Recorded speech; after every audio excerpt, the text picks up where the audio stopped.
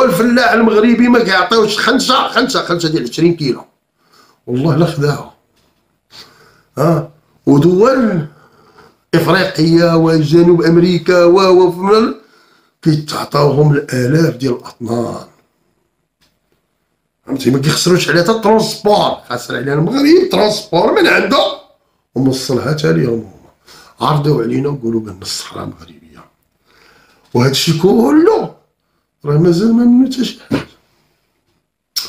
هذا الشيء اللي كاين. والاخرين راه خارجين يديروا عيد وسماو عيد الوحده وانجاز وانتصار. ما انتصار، اش من انتصار؟ وجا الطبونه جيت انت ندخلوك معنا في المعمعه تصعب يا قبل شحال بغيتي من مليار.